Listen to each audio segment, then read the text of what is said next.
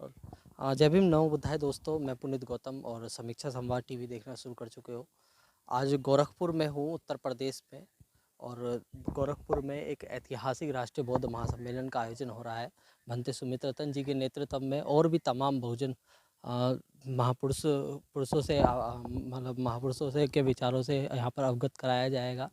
और तमाम वक्तागण यहाँ पर लोग आएंगे, जो इस कार्यक्रम के मुख्य संयोजक भंते सुमित जी है। और भी तमाम सामाजिक संगठन इसके साथ में जुड़ करके काम कर रहे हैं। अभी मैं दिखाऊंगा इस कार्यक्रम की तैयारी हो रही है और सीधी तस्वीरें समीक्षा संवाद के यूट्यूब चैनल पर। और भी तमाम यहाँ पर कार्यक्रम में जो मुख्य रूप से जो व्यवस्था संभाल रहे हैं, यहाँ पे तमाम युवा मेरे साथ में हैं। एक एक करके आप सभी को परिचय करवाने की कोशिश करूँगा। सर, एक बार परिचय दीजिए। जी, मैं मिशन गायकराज चंपकला मेरा नाम है और यहीं से बिलोंग करता हूँ, गोरखपुर से ही। और ये मेरे ख्याल से जब से मैं बाबा साहब के मिशन का काम कर रहा हूँ, मिशन गाने के माध्यम से, इतना बड़ा कार्यक्रम मैंने अभी तक नहीं देखा। मतलब इतना बड़ा कार्यक्रम जो भंते सुमित के सानिध्य में जो आयोजित हो रहा है, बिल्कुल बिल्कुल, बहुत बेहतर है, बहुत बड़ा है। किस तरह का ये समाज में मैसेज देता है ये कार्यक्रम? बौद्ध धर्म के बारे में बताया जाएगा। बौद्ध धर्म की आज के जो परिवेश, आज का जो माहौल है, आज के देश में देख रहे हैं आप, जिस तरह से हिंदू राष्ट्र बनाने की बात हो रही है, पता है सारी चीज़ें मीडिया के माध्यम से। लेकिन इस समय जो सबसे ज़्यादा ज़रूरत है वो बौद्ध धर्म इस समय है। बौद्ध धर्म की जी बिल्कुल। चलिए, तो और भी साथी है यहाँ पर, युवा साथी। सर, हमारा नाम मिथिलेश कुमार आनंद है। मैं बाबा साहब डॉक्टर भीमराव अम्बेडकर युवा समिति के महामंत्री हैं सर, गोरखपुर बिछिया से। किस तरह का ये कार्यक्रम? जो कार्यक्रम चल रहा है बहुत बड़ी लेवल पे कार्यक्रम है ये, और ऐसा समझिए गोरखपुर में कभी हुआ भी नहीं था। राष्ट्रीय बौद्ध महासम्मेलन है ये, और बहुत दूर दूर से सर आ रहे हैं यहाँ पे। बहुत ज़्यादा संख्या में बड़ी संस्था के लोग भी आ रहे हैं जो बौद्ध धर्म से संबंधित है। बताइए। बताई जाएगी सर। मेरा नाम अखिलेश प्रसाद है और मैं यहीं गोरखपुर से बिलोंग करता हूँ। गोरखपुर से बिलोंग जी। करते हैं। किस तरह का कार्यक्रम है ये? ये धार्मिक बौद्ध सम्मेलन धर्म से संबंधित कार्यक्रम है। जी, धर्म। चलिए, तो एक बार एक और युवा साथी है हमारे साथ में। तमाम जो आप खबर भी देख रहे होंगे, तमाम बहुजन पत्रकारों के जो रुकने की व्यवस्था की जो जिम्मेदारी दी गई है, वो भाई के हाथ में ही दी गई है। सर, एक बार परिचय दीजिए। मेरा नाम अमितेश आनंद है। हाँ। मैं गोरखपुर से ही गोरखपुर के रहने वाला हूँ। आनंद जी, कार्यक्रम हो रहा है बौद्ध सम्मेलन, किस तरह का ये समाज में प्रभाव? ये बहुत अच्छा प्रभाव जाएगा। गोरखपुर में जिस तरीके का कार्यक्रम होना भी चाहिए, ये पहली बार ऐसा है कि पहली बार गोरखपुर में हो रहा है। इस तरीके का कार्यक्रम हमेशा होना चाहिए गोरखपुर में, तभी यहाँ के लोग और जानकारी का अभाव होगा और बौद्ध धर्म की तरफ बौद्ध धर्म की ओर अग्रसर होंगे। लग रहा है कि मतलब गोरखपुर ही नहीं और अन्य जिले के भी लोग, अन्य राज्य के भी लोग, पूरा भारत बुद्ध के लिए। हाँ, ये पूरे पूरे विश्व में इस समय भगवान बुद्ध की ही देन है, जो पूरे विश्व में जो अभी कार्य। मेरा नाम अभिषेक सागर है। मैं यहीं का रहने वाला हूँ, गोरखपुर का निवासी हूँ। ये जो कार्यक्रम हो रहा है, ये बुद्ध के मार्गों को बताने के लिए हो रहा है। तथागत गौतम बुद्ध के विचार जी जी, क्योंकि सारी दुनिया जो है तथागत बुद्ध के ही जो पंचशील है उनके पे ही चल रहा है। बुद्ध की ओर चल रहा है। जी जी, संविधान भी पंचशील के ऊपर ही बनाया गया है। ठीक है, झूठ बोलना, चोरी करना, ये सब मना किया गया है संविधान में। और जो ये तथागत गौतम बुद्ध का शिक्षा है, इस कार्यक्रम से हमारे यहाँ के लोगों को अच्छा प्रभाव पड़ेगा और उनकी मानसिक विचार और सोच उन्नत जाएगी। हाँ, उनके स्वतंत्रता न्याय की ओर। जी जी जी जी। और एक बात और कहना चाहता हूँ, ये प्रोग्राम जो पहली बार गोरखपुर में हो रहा है, मैं चाहता हूँ कि इसे आप अच्छे से कवर करें और जन जन तक पहुँचाएं। यह मेरा आपसे रिक्वेस्ट है। चलिए, तो मगर ये जिम्मेदारी कहीं ना कहीं हमारी जिम्मेदारी है कि खबरों को लगाना, मगर ये जिम्मेदारी आपकी भी बनती है कि आप हमारी खबरों को साझा करें। इसी कड़ी में बौद्ध धम्म भिक्षु भी मेरे साथ में है, धम्मगुरु बंते जी। किस तरह का ये कार्यक्रम है, एक बार परिचय के साथ में बताएंगे? ये मेरा नाम वर्षार भंते वर्षार है। मैं ये गोरखपुर का रहने वाला हूँ और ये राष्ट्रीय बौद्ध महासम्मेलन का कार्यक्रम है और ये गोरखपुर में पहली बार इतना बड़ा आयोजन किया गया है। इसमें यूपी के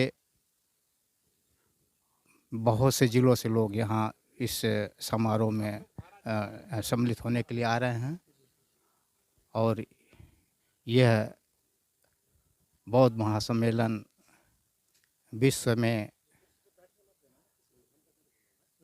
भारत नई चेतना जगाने के लिए, बौद्ध धर्म को आगे बढ़ाने के लिए, भारत को बौद्धमय बनाने के लिए जो बाबा साहब भीमराव अंबेडकर जी का जो सपना था उसे साकार करने के लिए ये आयोजन किया गया है। एक और भंते जी मेरे साथ में, उनसे भी पूछूंगा। भंते जी एक बार परिचय दीजिए अपना। परिचय जिला इटावा। इटावा से आए हैं हाँ, आप? जिला इटावा से आए यहाँ। सर एक बार परिचय दीजिए आप। मैं मेरठ से आया हूँ, दीवान सिंह मेरा नाम है। सर क्या लगता है कि भारत बुद्ध की ओर है? भारत की जनता को इस समय बौद्ध धर्म की भी आवश्यकता है और भारत जो है बौद्ध धर्म की तरफ अग्रसर है, क्योंकि विदेशों में जो भारत की पहचान है वो बौद्ध धर्म की वजह से है, न कि किसी और की धर्म की वजह से। भारत धर्मनिरपेक्ष राज्य है और बौद्ध में जब हमारे भंते जी सुमित रतन जी हैं, इसको बौद्ध में बनाकर ही सांस लेंगे।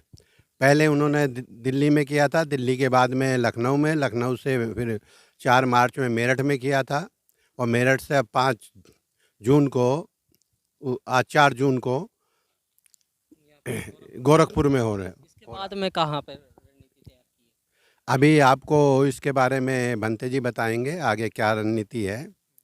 मेरे को जितना मालूम है मैं उतना ही आपसे, क्योंकि भारत के अंदर बौद्ध धर्म की बहुत ही अब इस समय आवश्यकता है, क्यों आवश्यक? क्योंकि यहाँ पर नए नए संप्रदाय पैदा हो रहे हैं और बौद्ध धर्म में कोई आपकी जाति नहीं है, कोई किसी तरह का मन वैमनस्य नहीं है। इसलिए बौद्ध धर्म एक अच्छा धर्म है, क्यों बाबा साहब ने भी इसको अपनाया था और पहले भी गौतम बुद्ध का जन्म जो है भारत से ही हुआ, भारतवर्ष तो पहले ये था। तो ये इस कार्यक्रम में यहाँ पर व्यवस्था संभालने का काम कर रहे हैं तमाम उपासक लोग भी। सर आप कहाँ से आए हैं? हम लखनऊ से आए हैं सर। आप एक बार परिचय दीजिए अपना पूरा। लखनऊ से आए हैं, हमारा मुकेश साजन नाम है, बहुजन सुरक्षा सेना के प्रदेश अध्यक्ष भी हूँ। क्या लगता है कि किस तरह का संदेश देगा ये कार्यक्रम आज? ये कार्यक्रम जो समाज में फैली हुई कुरीतियाँ, पाखंड है, ऊंच नीच की दीवार खड़ी है, आपस में वैर मनुष्यता है, इसको भाईचारा का संदेश देने के लिए देश विदेश से भी हमारे महापुरुष संत पधार रहे हैं। और इसके पहले भी कई लाखों की जनसंख्या में कार्यक्रम हुए हैं, वो चाहे लखनऊ का हो, दिल्ली का हो, चाहे मेरठ का हो, चाहे श्रीनगर का हो। इसके पहले भी कई कार्यक्रम इस प्रकार के हुए हैं। तो इसी कड़ी में मैं ऐसे ही अवगत कराता रहूँगा इस कार्यक्रम में उपस्थित तमाम साथियों से। मेरे साथ में आप लोग जुड़े रहिएगा। मैं पुनीत गौतम अपने सहयोगी शैलेश के साथ। गन्ना होता है उसमें बुद्धिस्ट नाम लिखवा करके जो हिंदू रीति रिवाज का होता है वहीं लिखवाते हैं। क्यों इस तरह के हो रहा है? इस कार्यक्रम का उद्देश्य है बाबा साहब की विचारधारा, भगवान बुद्ध की जो शिक्षाएं हैं वो जनमानस तक पहुंचाना, क्योंकि सील जो है वो जीवन का आधार है। सीलों पे पूरा संविधान टिका हुआ है और हम उस संदेश को जनमानस तक देना चाहते हैं। और ऐसा कार्यक्रम हमने पहले लखनऊ में कार्यक्रम किया था, उसके बाद में मेरठ कार्यक्रम हुआ। 3.5 महीने हम मेरठ में रहे, बहुत बड़ा संदेश गया, बहुत बड़ा कार्यक्रम था ये।